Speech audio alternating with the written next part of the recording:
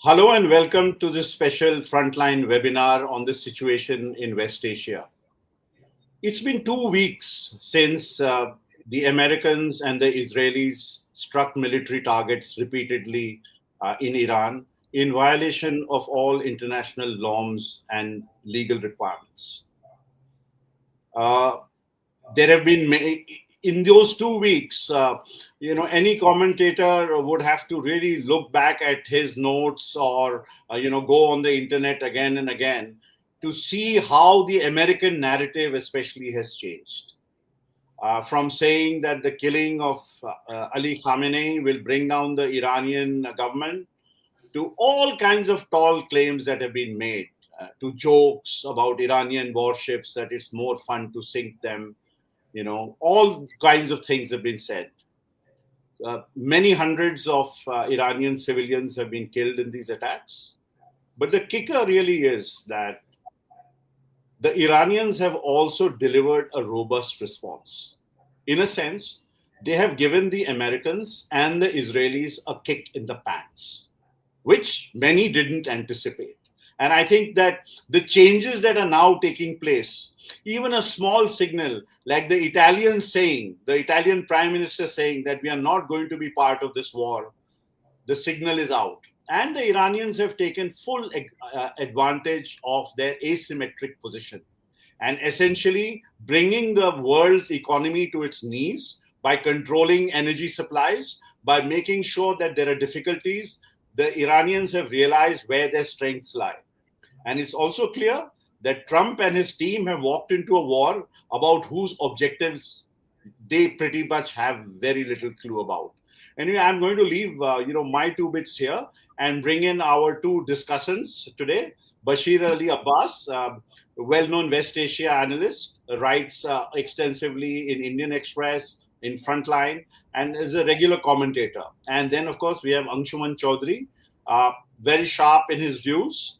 He's a PhD scholar at the National University of Singapore and King's College. He follows developments in India closely. So thank you both for joining me today in this special webinar. Thanks, Amit. Pleasure to be here. Thank you. Anshuman, first to you. I know that the situation in West Asia, we will come to it. But everybody is interested now that the gas crisis, as it is, has hit India as well, and the costs are going up literally. The cost of living is going up. So, what do you make of India's overall foreign policy? I don't mean specific instances alone. Just giving one picture, which is Prime Minister Modi going to meet the Israeli Prime Minister Benjamin Netanyahu, that picture that went out everywhere. And now we have at least 4 calls between the Iranian Foreign Minister and Dr. Jaishankar. And we also have a late night call or late evening call between our Prime Minister and the Iranian President. So to me, it would appear that some kind of deal on the of our tankers was discussed. This is my sense, from those 4 or 5 calls. So what is it? Has India played its cards wrong in West Asia? Amit, thank you for having me on this show. I think one question looms on my mind now. And this is something that I've been thinking since yesterday. As you said, that a new cycle of events has unfolded. The Indian leadership has finally reached out to the Iranian leadership, which is this. If we had reached out to Tehran in the earliest days of the war, would we have been able to secure quicker and more effective access to the Strait of Hormuz and ensure that this crisis, this gas crisis, including this very serious LPG crisis that we're facing, would not have occurred? So here the moot question is this: did India reach out to the Iranian leadership too late, right? And why I ask this is because our Prime Minister said not a word when Ali Khamenei was killed. Exactly. So that's what I'm saying.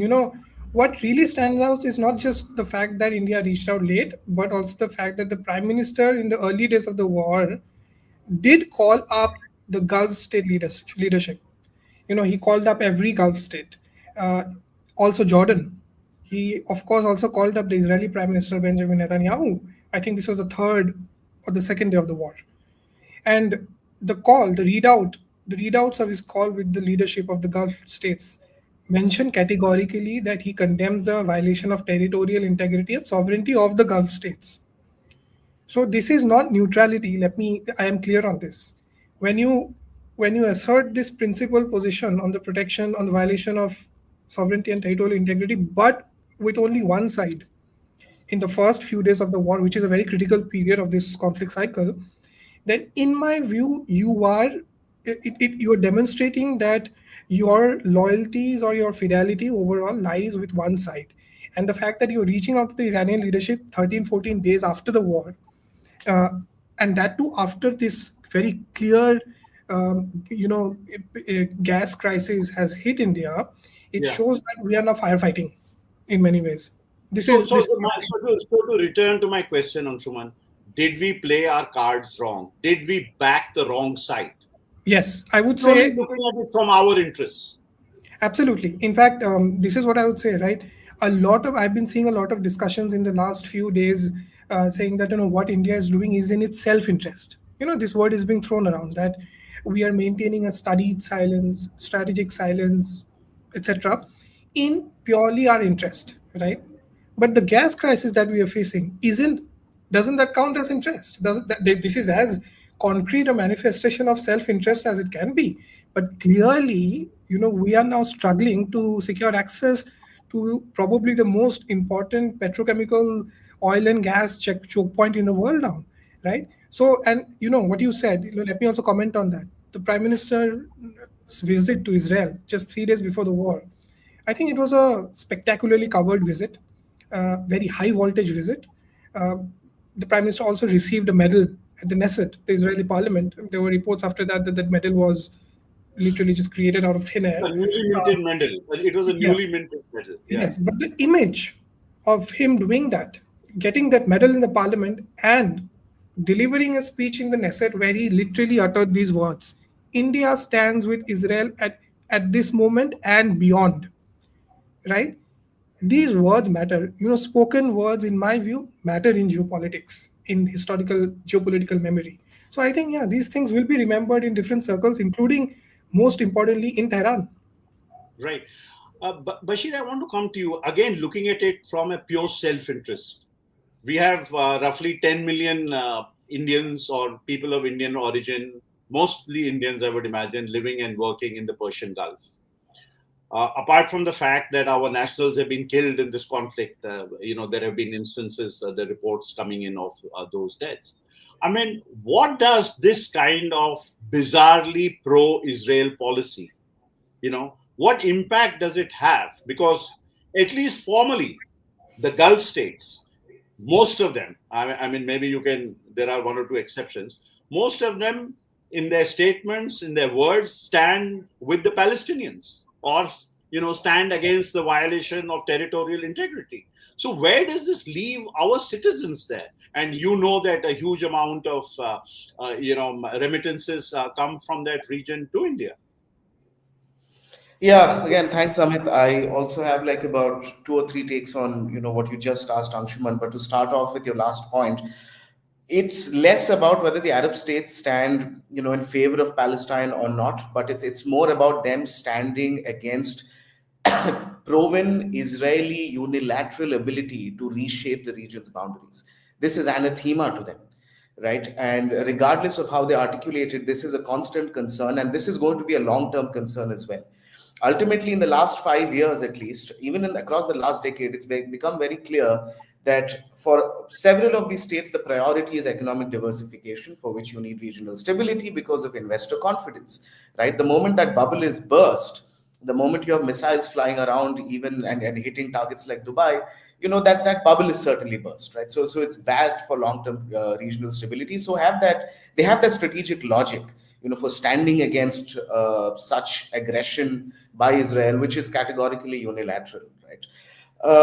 So now drawing a connection with what's happening currently, your original question in terms of how we are playing our cards in West Asia, because as you rightly pointed out, it's not just remittances, it's not just the diaspora, but it's affecting us directly here, in our kitchens and our homes, because we have No, and an also the MBA. life and limb of our citizens who are living there. I mean, it's the responsibility of any government to ensure their security. Yeah, absolutely, I agree. So with all of those variables in mind, a few points. The first is a question, Amit, because so much has happened in the last few years that it's very easy to forget. But you'll remember that in May 2024, when Ibrahim Raisi dies in a helicopter crash, we declared a day of mourning. The Indian Prime Minister announced it himself. Now, this is a natural question that I would presume would be in the layman's mind, which is, are you telling me that in less than 2 years, something so adverse and drastic happened in the India-Iran relationship that once Khamenei, the supreme leader, no matter what you think of his politics, if he dies, New Delhi can't utter a word? That's a question. I'm not saying that it's easily answered or we have a position to take, but that's a very natural question. No, And but, that but question, that, no, no, but Bashir, just to respond, that shows a certain fear, displeasing somebody. And, this personalization of foreign relations, it's not about Modi and Trump or Modi and Netanyahu. We are a country of 1.5, billion people. So you can't personalize these things. Yeah, I agree, which is what I was getting to.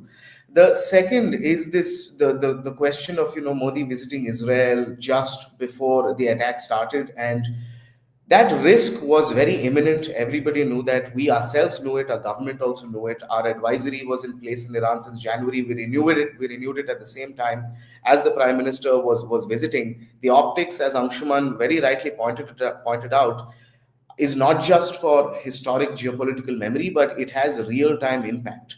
Because this is crucial to understand. And, this is a nuanced point, but I'll try to explain it in very simple terms, that for the Gulf states, which have also joined in condemning Iranian strikes on their soil, it's become very clear across the past few years, how the Gulf states act. They have these positions that they take formally, but for them, what matters principally is the kind of back-channel quiet diplomacy that's happening, behind closed doors, where their constant focus is de-escalation and conflict termination, right? So even if the Gulf states are taking such overt anti-Iranian positions, privately, their whole point is to lobby the Americans to stop their continuing bombardment of Iran, because it's not just the case that the Iranians are unilaterally attacking the Gulf. That is not at all what is happening. So the Arabs also very well know. In fact, it's the Arabs that have constantly pressed against the American bubbling desire for war without any strategic objectives whatsoever. Yeah. And I'm saying this for a reason. That means something else for us. That means that we shouldn't solely run by Gulf condemnation of Iran, which is why when our Prime Minister speaks to these Gulf heads of state and condemns Iranian territorial aggression, that is fine. But that has to be matched with this equal recognition that it is the United States and Israel which began this war without any casus belli whatsoever, and they continue to hold sole and principal responsibility for what's happening presently. If that is not maintained, then there is no balance. There is no true strategic autonomy anymore, because the whole point of strategic autonomy is actually not neutrality. Many people get it wrong, especially, again, Anshuman pointed it out, this whole point of strategic silence. Strategic autonomy, just like the non-aligned movement in the past, also nuanced differences, but nonetheless, it was never about neutrality. It was about the freedom to take independent positions without worrying about. I'm going to interrupt you. I'm going to come back to the position of the Gulf states. I think it's very important, the issue you made. But how does it impact Indian citizens? That's my question. I mean, does our policy put our own citizens at risk, those who are living and working there? Yeah, in effect, it does. In effect, if you, are failing to anticipate the degree to which your own orientations might leave your citizens grappling in the region, and second, once it has come to pass, the manner in which you're able to adapt and be flexible, right? So as we started this conversation with, in the last 24 hours, we've seen a lot of engagement, which is the right thing to do.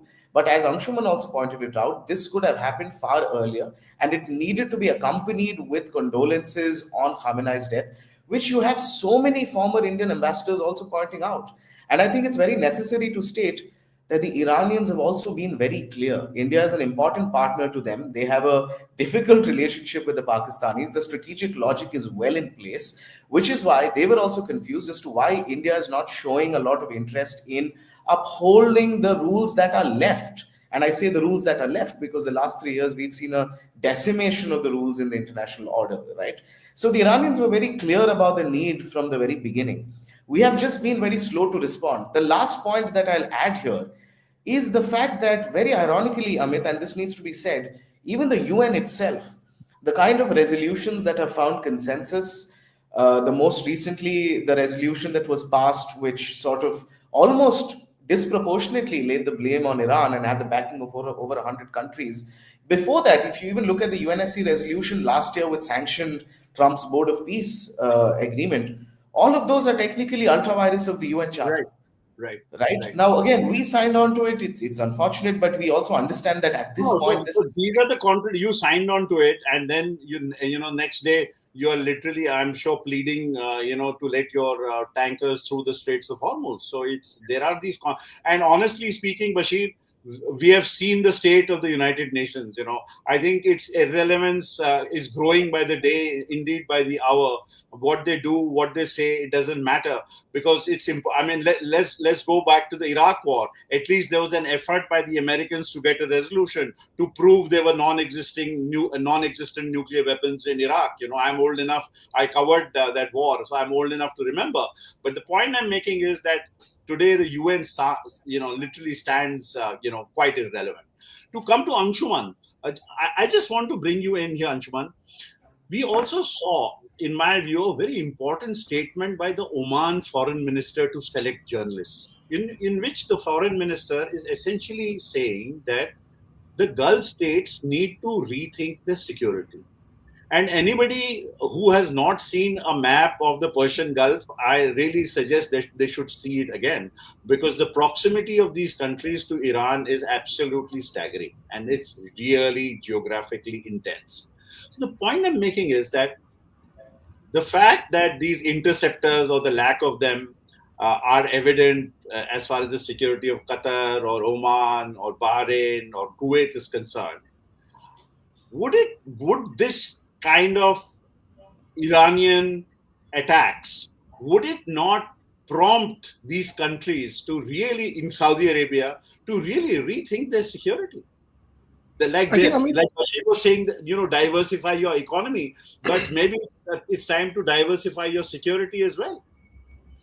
I think, Amit, we are already seeing signs of that. Very quiet, but very clear signs of that. And as you yourself said, the Omanis have very not so subtly indicated that there needs to be a discussion or revisit of the Gulf strategic relationship with the United States.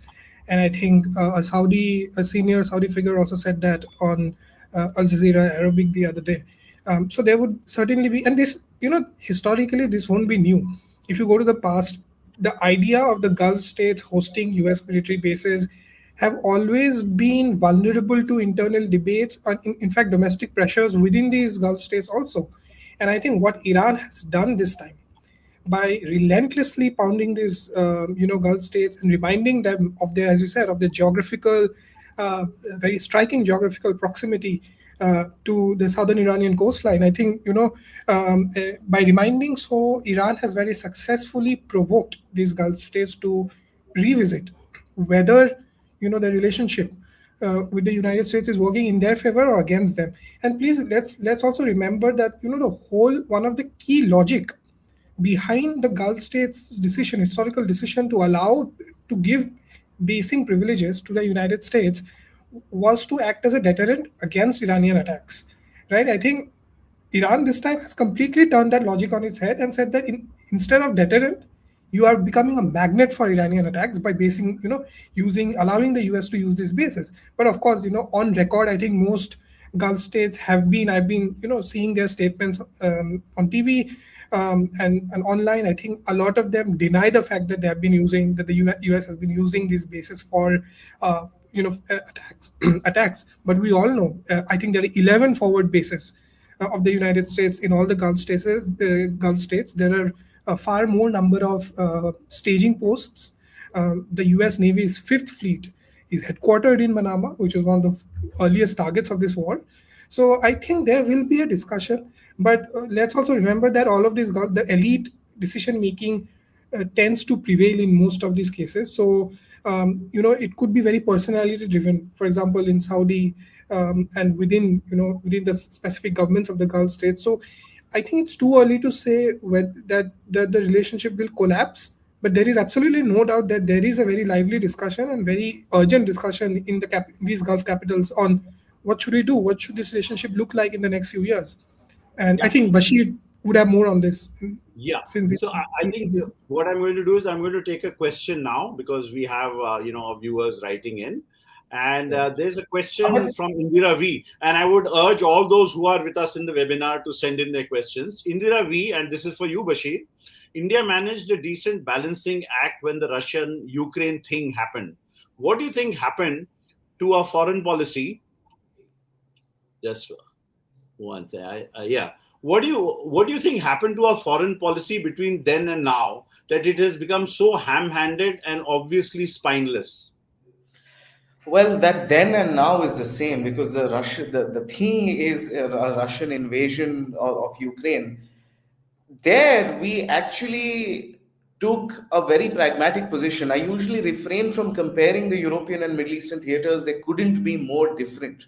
Both of them require, very independent, peculiar approaches. On the European front, it's a different question. Currently, this point about lacking proactivity, that is the main issue, right? That we sort of allowed ourselves to get drawn into not just Israel. I would nuance it a little more and say that it's an Israel UAE led Middle Eastern order that a lot of the other Gulf states also don't like.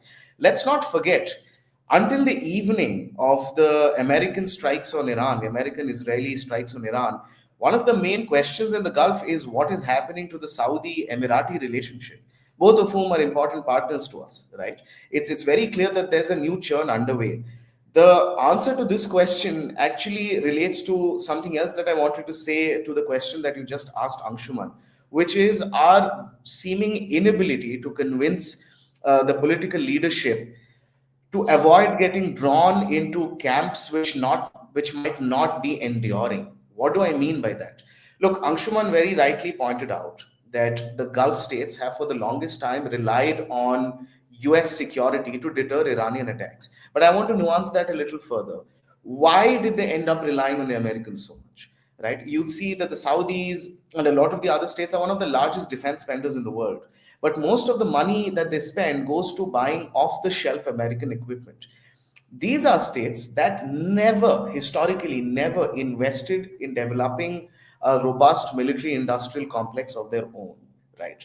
What is going to happen inevitably in the coming decade at least is that you will see a greater push towards indigenization within these states. Why does that matter to us? Because in order to do this, the Gulf states will also need partners. The Americans, who have a very legal obligation to maintain Israel's qualitative military edge in the region, will not be able to support this effort to the extent that other partners in the wings might be able to. Right. And since this is an open conversation, I just want to sort of close this point. This is a very frank conversation, and there's no harm in being right or wrong for the future. There's no predictions being made. But the point is that look at how our neighbor has acted, which is Pakistan. We focus on the strategic mutual defense agreement that they have with the Saudis. I always tell people, focus less on the wartime clause of the agreement, which is attack on one is an attack against the other. Forget that. Look at its peacetime operationalization. The point is that Pakistan today looks at itself as a node between defense manufacturing giants like, say, China and Pakistan, and potential recipient states like all of those in the Gulf who badly need it. Now, Pakistan's own ability, as a regional power of any significance, we can dismiss them till the cows come home, but that won't change reality. Right. That they are also very aware of their own weaknesses. So it's a fact that you need to be cognizant of all of these variables and know that there'll be these long-term changes, which is what should drive Indian policy. So I don't know if that answers. There are more questions on India and policy. There is a question, Anshuman, from Ipsita Mandal. It does cover some of the points we discussed initially, but she says, for a decade or more, the growing problem of inflation has caused certain disillusionments, and now it has mounted to LPG crises. Could it be that we missed a cautionary signal all along? At times like this, when basic necessities like oil and gas prices are at stake, what does it mean for common citizens of India, both living in the Republic and outside, to grapple with these realities? Amit, if you remember the statement that the Prime Minister made, I think 2 days back at a rally, in which he compared the current LPG crisis to the COVID crisis. Compared in the sense of saying that if we successfully got over the COVID crisis, we will also, rough this out successfully. In my view, that comparison is worrying in the sense of in the sense of the fact that it shows some kind of anxiety within the policy establishment, because the COVID crisis was extraordinary, right? With the lockdown, the economic suffering, people also queuing up to buy groceries preemptively, etc. So there is, I would say, there is indeed an element of lack of preparedness. And when I think about lack of preparedness, I think about, for example, what the Chinese did days before the war. I mean, there are reports that the Chinese were able to procure additional barrels of oil through the Strait of Hormuz days before the conflict cycle began, with, of course, Iranian cooperation. So, but the question is, did we fail somewhere to preempt that this is going to happen, and fail to stock it up? And secondly, it's to do with the first question that was asked, which is Russia, right? I've been thinking, would we be in this position today? Would we be in a better position today if we had not reduced our imports of Russian oil somewhere around December 2025, following extraordinary tariff related pressure from the Trump administration? Because remember, we continued to increase our Russian oil imports after the Russia-Ukraine war, and it was actually a good example of strategic autonomy, where our foreign minister also went to European capitals and stood his ground and said that, look, we will do what is in our interest. You cannot lecture us on whether to buy Russian oil or not, and we will. And this is a good example of strategic autonomy working in favor of the self-interest of a country in the interest of its people, which is that if we get cheap crude, we will buy it, right? Here, normative principles of European security don't apply to us, obviously, right? But then where is that? But then, as I said, somewhere around the end of last year, December 2025, we saw that Russian oil imports were falling, and that was obviously because Trump was pressuring us to do that. You could I mean, obviously he gave us permission later to buy it. So, I mean, that's, later to yeah, buy, later but to buy. but And you can you could. also argue, Anshuman, that, I mean, while I agree with you that it demonstrates strategic autonomy or a strategic interest, but we know who that purchase benefited in the long run, a big Indian corporate player. But I mean, even then, Absolutely. I would say that even then, I think it was well worth it. I mean, you can always argue that it's India's decision and India's call, whoever it benefits or doesn't. Yeah, no, certainly, absolutely. There is no doubt in that. But at least we, on a normative ground, we stood firm. And in this case, you could say that we decided to reduce our oil imports from after Trump's pressure, because the pressure was indeed extraordinary, 50% tariff. But I could turn it around, and I could also argue that this is a failure of your diplomacy, right? You claim to have a strong diplomatic establishment, and good relationships in the United States, but you couldn't rough it out. You had to reduce your oil imports, and that too at a very critical time, just few months before a war. So yes, the question of Yeah. preparedness and Yeah. preempting a global crisis, I think, very much holds, and we should think about that. I think, the point of personalization, as you were talking about, the Gulf sultans responding in a personalized way. I think that our foreign policy has also become very personalized. It is not being driven by interests, but as much as perception. What kind of perception we have, and that leads to its own problems. Anyway, I'm going to stop myself there. There's a question, Bashir, from Ramiz Raja. Have we lost Bashir? Are you there? Oh, he's No, there. no, I'm here. Yeah. Question is from Ramiz Raja. If the US attack on Iran is to control oil, and if Israel's attack on Iran is to prevent Tehran from going nuclear, can it be an immediate cause for other Muslim states or oil producing states to go nuclear, or to have a nuclear security partnership with Russia or China? Amit, there are so many assumptions loaded into that question, which I would also want to debunk first. The first sentence itself, which is the US attack on Iran being to control oil, or Israel's attack on Iran to prevent Tehran from going nuclear, both those assumptions are ones that need to be questioned. right? Because firstly, the US attack on Iran itself had no strategic objective whatsoever. And this is not an inference. This is categorically evident from the White House's own statements. On February 28th, when the first American bombs hit Iran, ironically hit also a young school for kids, which caused, tragic casualties. On that, at that moment, if you freeze the frame, what was the American objective? At that point in time, the American objective was what Trump had sort of been saying on and off since January of this year, which is to liberate the Iranian people. That got decimated in that day itself.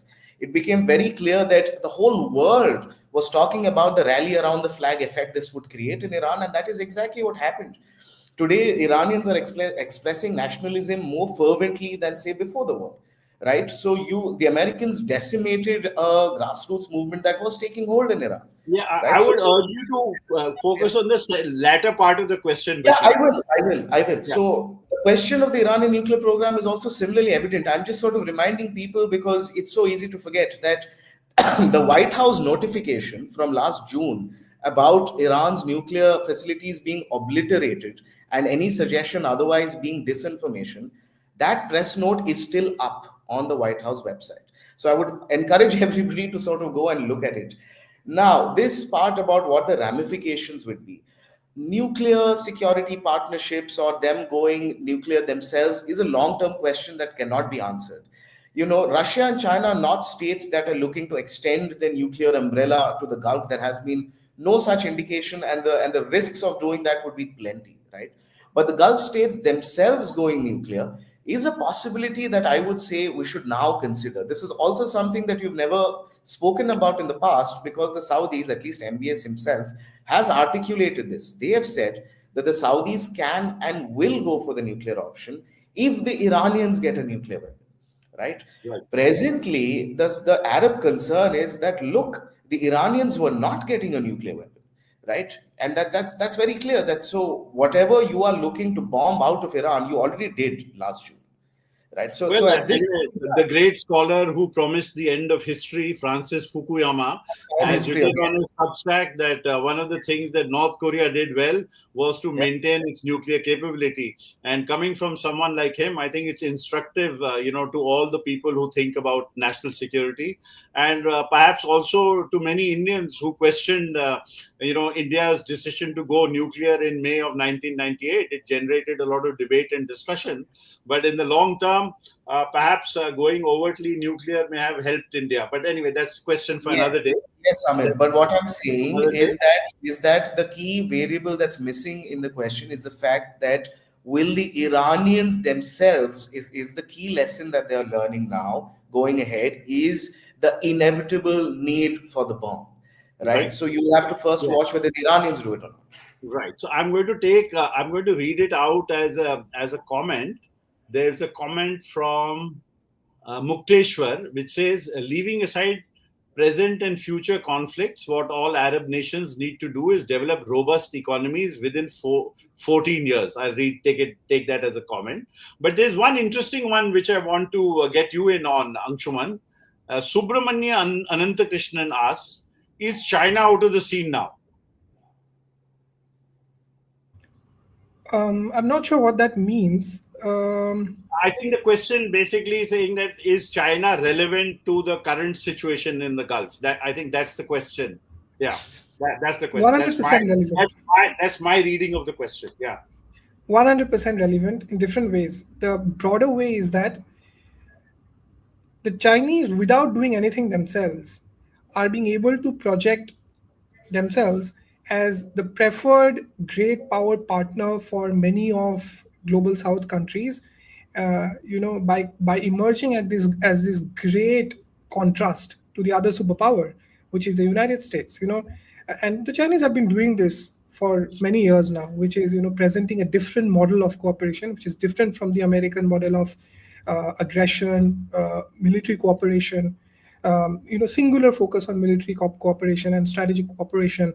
And the Chinese have been presenting a model of economic development, economic collaboration, and developmental cooperation, etc. Right? Of course, there are many problems and pathologies within that agenda.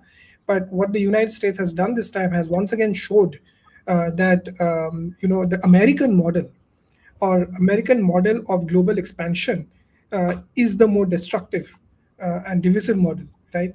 So, firstly, it is that in a normative sense, the Chinese appear to be emerging as the more sort of constructive power, great power now. Secondly, the Chinese are also, are increasingly involved in the Gulf in terms of interests, particularly economic interests, and they are monitoring the war very closely.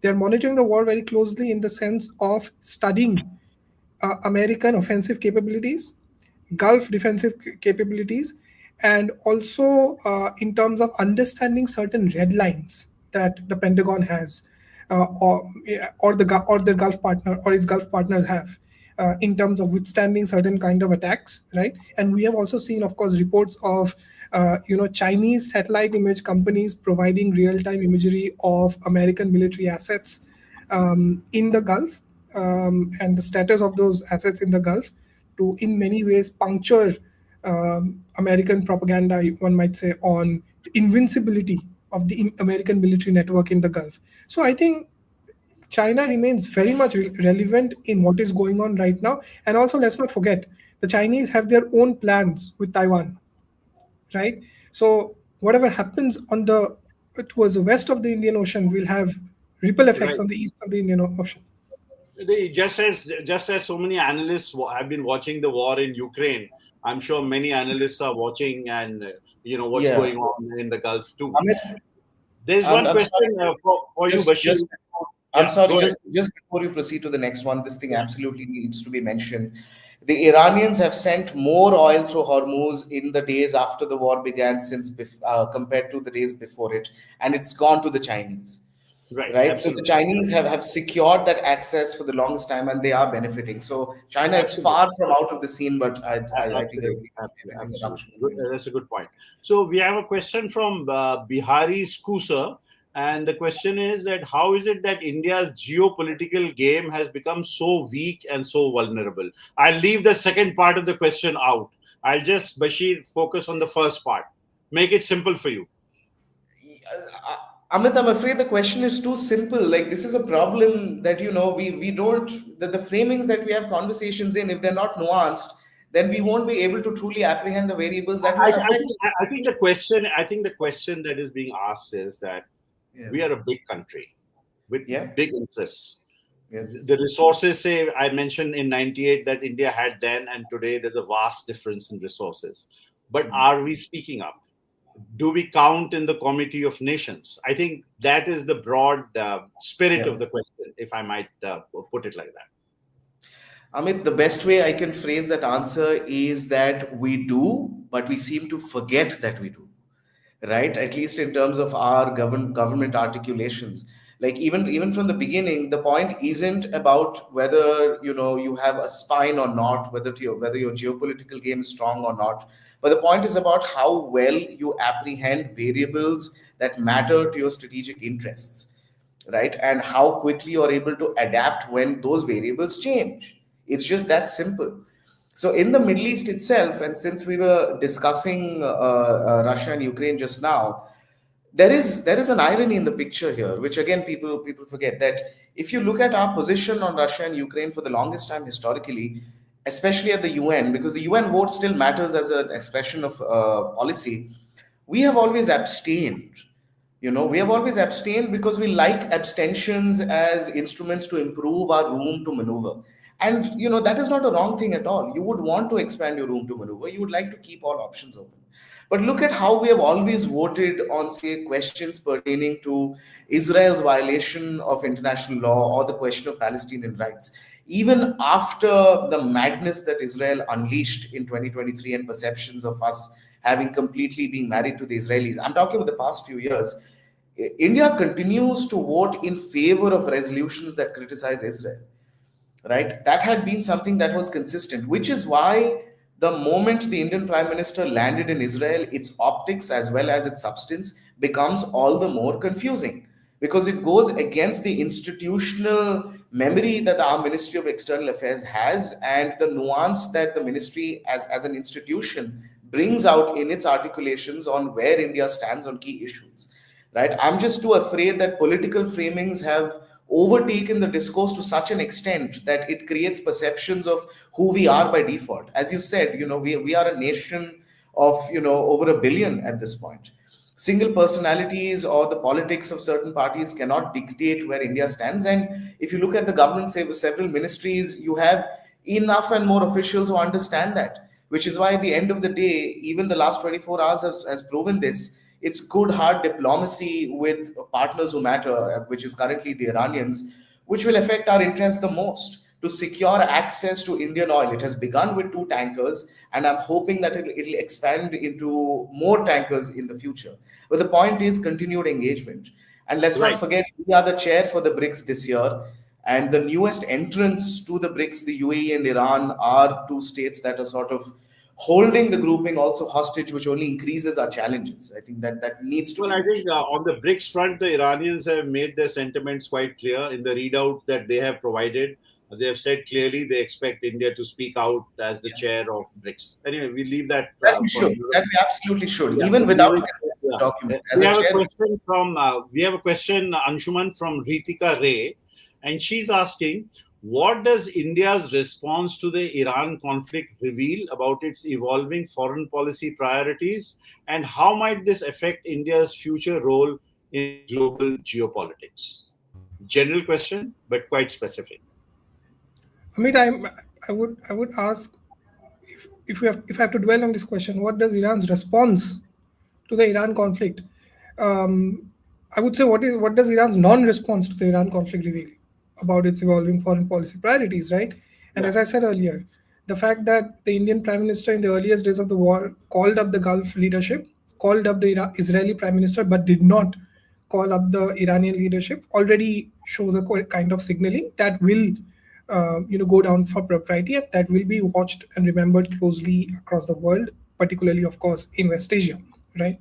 So that's one thing. Secondly, I think we have, look, foreign policy and diplomacy, a lot of it is about demonstrating what your red lines are and demonstrating what your principles are, right? And I think we should talk about principles. We should not forget about the fact that foreign policy is a composite of values and interests. Principles, normative principles, strategic interests, both go hand in hand, right? There's a tendency to only focus on one part of it, which is strategic interests. So I think when the head of state of a country which has been an old partner, regional partner, is assassinated in broad daylight, and there is unilateral and squarely unprovoked military aggression against that country, and we don't condemn it, right? We are showing that we are okay with a certain red line being crossed in the region, right? So as I said, diplomacy is about revealing your red lines and negotiating those red lines in relation to other powers, right? I think through this conflict, we have revealed a new threshold of tolerance, and not in a good way. And this also applies to the American attack on the American submarine attack on the Iranian frigate Iris Dena in Indian waters, right? The question is not whether India should have close to Indian waters, or close it was to Indian, close. sorry, I meant close to Indian waters, close to the Indian littoral, right? And the question is not that whether India should have militarily escorted that or whatever. And later turned out that India actually extended, an offer of shelter or offer of safe harbor, right? But the question here is that whether India should have condemned what was a brazen attack in its own neighborhood, right? On an unarmed ship, which was returning from a military exercise, fleet review, that you hosted yourself, right? So the main question is this: there was absolutely no condemnation. And what really stood out for me was when the External Affairs Minister was asked about this at the recently concluded Raisina dialogue, also with relationship to the fact that India claims to be a net security provider. For some reason, he framed this as a non-serious question. That is very worrying for me. That why is this question being avoided and dodged in the sense of responding to something which is a core issue, right? So I think the India's response or non-response to the Iranian conflict has revealed certain alignments, preferences, and priorities of the Narendra Modi government in Delhi with respect to how it looks at the region and the world. Right. I'm going to ask a question of my own now to you, Bashir. We know that this conflict could go on. I mean, and nobody can really, no pundit can really predict what's going to happen. But what is your sense? I mean, there are many variants of, when Trump might want to declare victory. Will he declare victory? Does he understand what's going on? All kinds of things are there. And it's evident that there is no sense of purpose or objective behind this war. I think that is something which is evident to the whole world. So what is your sense on, how might this continue or how might this end? Amit, if the moment the American and Israeli attacks on Iran stop is when you will have a massive de-escalation across the board. That is very clear. But that alone will also not guarantee conflict termination. That is very clear. And that logic is something that the Iranians have been consistent about. Even before the American attacks began, I don't think the Iranian threat registered itself, at least in the minds of analysts, because the Iranians essentially threatened to burn the house down, saying that if you go for even limited strikes, then the Iranians will go after all American targets in the Gulf. The Gulf states know this, which is why the Gulf states were constantly telling the Americans that do not go ahead with this madness. And yet they did. And they didn't even go ahead with, say, limited strikes. They went ahead and assassinated the supreme leader, which many in the Iranian system would say that, okay, so that takes away all guardrails for escalation that were present in the past. And those were present in the past. You would see across 2024 and 2025, there was a lot of symbolic attacks that the Iranians also did, right? So now it's clear that the Iranians have also sort of explained across the last 2 weeks that they will follow through with every threat of massive retaliation conventionally. So whenever the Americans or Israelis have, say, struck an Iranian commercial target, the Iranians have gone after similar targets in the Gulf. Energy targets, the same situation. The most dangerous development, I would say, happened last night with the US attacks on Kharg Island. There, the Americans went ahead and took out a range of Iranian, especially naval installations, but refrained from truly hitting Iranian oil targets. The Iranians have again said this very clearly. We do not have a fight with the Arab states in the region. In fact, that is a constant reassurance that they keep issuing. But if the Americans go after Iranian oil facilities more deliberately and more extensively, the Iranians have a lot of targets left in the Gulf. Right, the most complex Ruwais refinery in the Emirates, some of the largest refineries as well as oil fields in Saudi Arabia. But I would say that going after UAE will be relatively more convenient for the Iranians than, say, going after the Saudis because of the Pakistan factor. But the Iranians have enough targets left. So we are in a situation where for the Iranians, this is a black swan situation. Right? The plans that they put in place in terms of how the military strategy would evolve in the case the supreme leader dies was a plan that they formulated in 2003 when they observed how the Americans went ahead with Iraq, right? Beginning with airstrikes and then ultimately leading to a ground invasion. The Iranians observed everything. They planned contingencies for contingencies. If you have decapitations at multiple levels, the Iranians will still continue to operate. This is something that people said before the war. Very few people believed it. I think certainly the United States president did not believe it, which is why you have this madness on our hands. But the rest of us did, right? Which is why it's very clear that even if India, if we knew that this was supposed to happen, then our lines of communication with Iran should have been open at that level. And which is why I think, what's your sense? Will this stop soon, or will this go on for another couple of weeks? How can anybody, based on rational variables, predict an irrational man's actions? So that's a good response. I think, how can you do it? How can you? On one hand, you agree that Trump is an absolute madman, and on the other side, you try to predict the actions of the madman. Both of those. The thing with the madman is that he doesn't deal in the realm of facts. Tomorrow if he says that I have attacked this Kharg Island and I have won, he can end the war also. I'm saying from that standpoint. Yeah, here is the last point, because that's a crucial point. The Iranians know that. The Iranians know that tomorrow Trump can even declare something that has not happened as something that has happened and which is the best thing to happen in the world. They had taken out the Iranian nuclear capability during the 12-day war last year. That is what they declared. Yeah, but stay with me on this hypothesis for the future. And for this is why I brought up American war objectives. 4 days into the war, the Americans added a new element, which is destroying the Iranian navy. the Iranian Navy has never really mattered substantially, not strategically for the Iranians, apart from the Sepah and the Pasdaran's Navy. And neither has it mattered for their, say, domestic, the military's domestic hold on power. The Navy, the Artesh or the conventional Navy has always been on the side. But the Americans put that up as an achievable target so that they can show the accomplishment of that objective and sort of declare victory, right?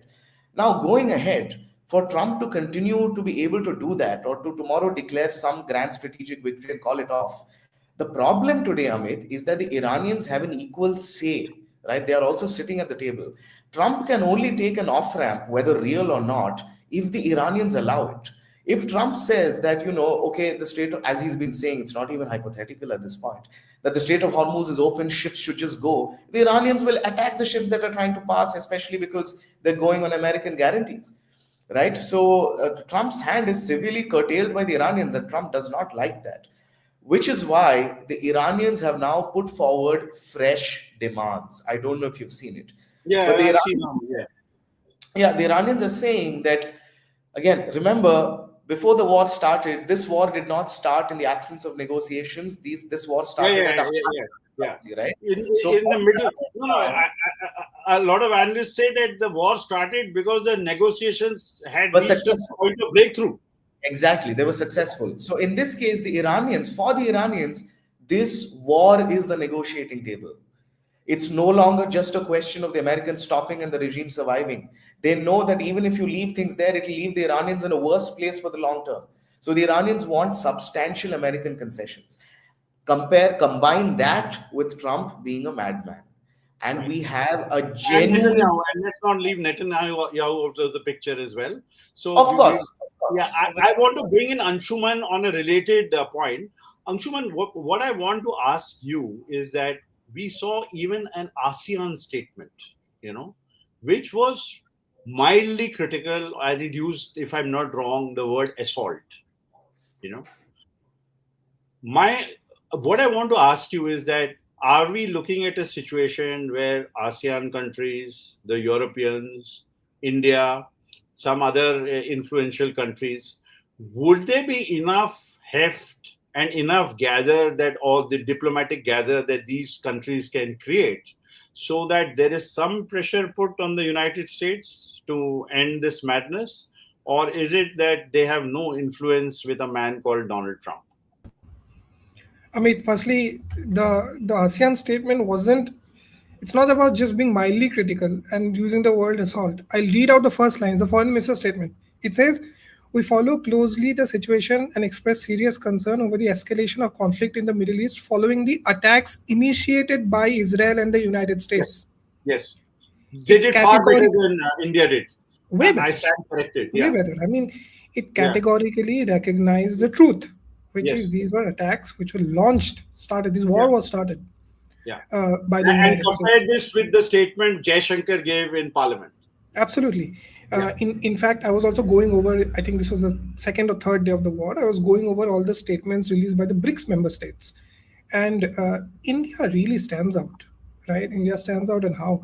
Because if you read all the statements, the South African, of course, the Russian and the Chinese statements were the strongest. China, in fact, released two successive statements condemning first the American-Israeli aggression and secondly the assassination of the Ayatollah. The Russians were very categorical about condemning the aggression, of course. The South African statement was, of course, a bit balanced, but even the South African statement recognized the fact that the war was started by United States and Israel.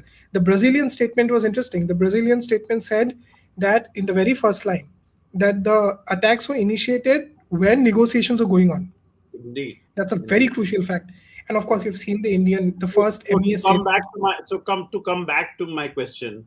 Can groupings like the ASEAN and even for argument's sake, let's bring in the EU as well.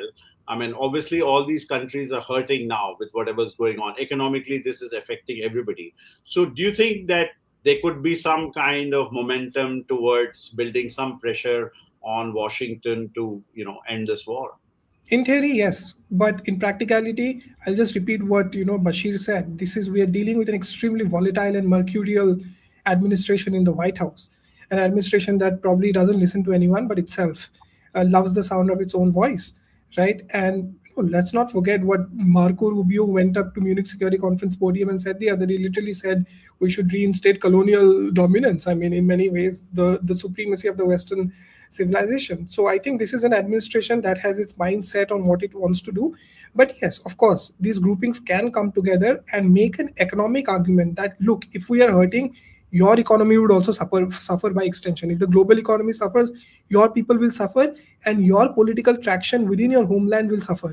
But you think Trump is bothered? You think Trump is bothered by possible electoral reverses that he might suffer in the months ahead? I think he believes this war is going to win him probably the midterm election in some ways. But if you see some of the polls, for example, the Gallup poll on Israel and Palestine, more people in America now support Palestine than Israel. So there are some tides of shifts, shifting tides. But one point that I want to make is that when you talk about bloc pressure, for example, ASEAN, EU, we also have to remember that these blocs themselves are very internally divided. ASEAN barely has consensus on anything, and ASEAN is dealing with its own internal conflicts. Myanmar, of course, but also Thailand, Cambodia, and EU. We have seen how EU consensus has fallen apart over America and other issues in the last few years. So I think unless and until these blocs also themselves internally come together, I think any real pressure is not feasible on Trump. Right. Bashir, I want to, we're running out of time, but I want to bring you in on this question. This small course correction that we've seen in the last couple of days between India and Iran, the multiple telephone conversations that have happened. Do you think this course correction or this minor course correction, can it deliver the goods for India? And does this indicate some change in thinking, or is purely tactical?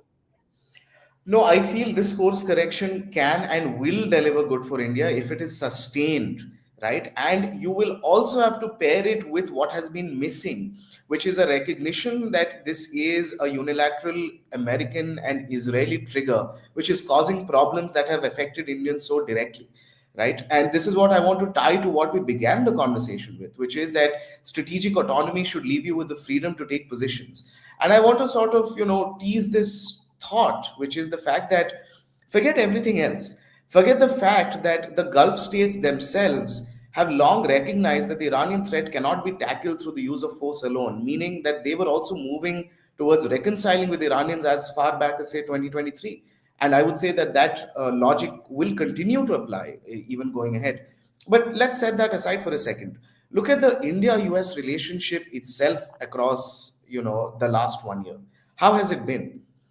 The White House has run roughshod against all diplomatic sense of propriety, against all established norms, and said whatever they wanted to, right? Appropriating India's agency, not just in peacetime for our economic decisions, but also during wartime, during a crisis with Pakistan, right? So the Americans have shown no regard whatsoever for Indian sensibilities. The sinking of the Iris Dena is the latest example, and it's a political point, not a legal point, right? That if the United States is indeed a strategic partner and a friend, then partners also show respect and deference for these sensibilities, which the Americans have not.